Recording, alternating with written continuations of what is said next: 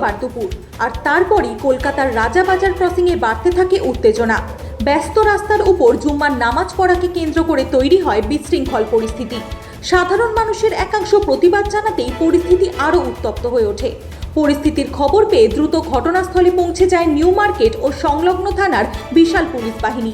মোতায়েন করা হয় কেন্দ্রীয় বাহিনী ও পুলিশের উচ্চপদস্থ কর্তাদের।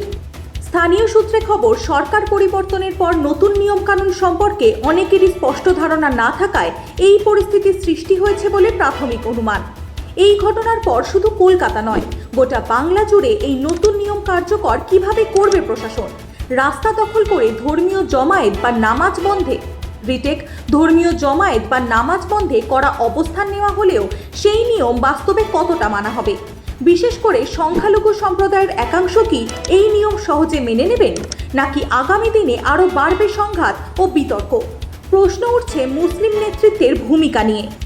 স্থানীয় ইমাম, মুসলিম সমাজের প্রভাবশালী নেতারা কিংবা রাজনৈতিক প্রতিনিধিরা কি সামনে এসে মানুষকে বোঝাবেন যে জনবহুল রাস্তার উপর নামাজ না পড়ে নির্দিষ্ট জায়গা ব্যবহার করাই উচিত?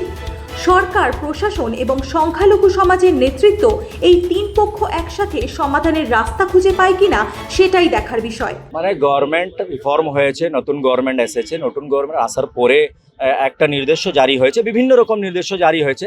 তার মধ্যে এটা একটা নির্দেশ ছিল, তার মধ্যে কি কোনো রিলিজিয়াস প্র্যাকটিস রাস্তা উপরে হবে না, রাস্তা ব্লক করে হবে না, কোনো রিলিজিয়াস প্র্যাকটিস, মানে যাই হিন্দু ভাই হোক বা মুসলিম ভাই হোক। তো এখন কোনো পূজার সময় চলছে না, কিন্তু আমাদের ফ্রাইডে প্রেয়ার রাস্তা উপরে হয়। মসজিদে এত বড় পপুলেশন আছে, মসজিদ কম আছে, এই জন্য রাস্তা উপরে হয়। তাদের জন্য আজকে ফার্স্ট ফ্রাইডে ছিল, এই জন্য পুলিশ পার্সোনাল একটু এটা করছিল কি এটা রাস্তা উপরে জানা না হয়, যে ওনাদেরকে একটা নির্দেশ ছিল। তার মধ্যে মসজিদ কমিটি আর এখানে যে সাধারণ মানুষ ভালো সবাই এটা কোঅপারেট করেছে। তার মধ্যে যে লোক অ্যাওয়্যার ছিল না ভালোভাবে, তার জন্যে একটু তর্ক বিতর্কর ব্যাপার হয়েছে। কেনা আমরা রাস্তা উপরে দিনগত দিন পড়তে আসছি, আজকে আমি পড়বো না কেন, এটা নিয়ে কিছু একটু তর্ক বিতর্ক হয়েছে। কোনো গন্ডগোল হয়নি, সব ভালোভাবে পিসফুলিভাবে হয়ে গেছে। এটা দেখুন ভালোই না, এটা দেখুন গভর্নমেন্ট যা নির্দেশ দিয়েছে অবশ্যই ওটা ল অ্যান্ড অর্ডারকে মেনে দিয়েছে, আর ল অ্যান্ড অর্ডার করে ভালো করে দিয়েছে। যে নির্দেশ কানুনের মাধ্যম হবে, আইনের মাধ্যমে হবে, আইনকে ফলো করে হবে, সেটা অবশ্যই মানা হবে।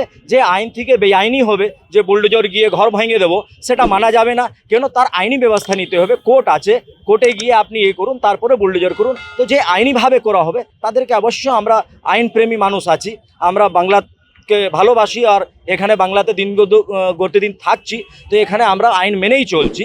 তো যে আইন মধ্যে হবে সেটা আমরা মানবো, যে বেআইনি হবে তাদের এগেন্স্টে আমরা গভর্নমেন্টকে ডিপোজিশন দেবো। যা আমাদের গভর্নমেন্ট সঙ্গে আইনিভাবে করতে হবে সেটা আমরা করবো। আমার নাম হচ্ছে উমর আওয়াজ, হিউম্যান কেয়ার।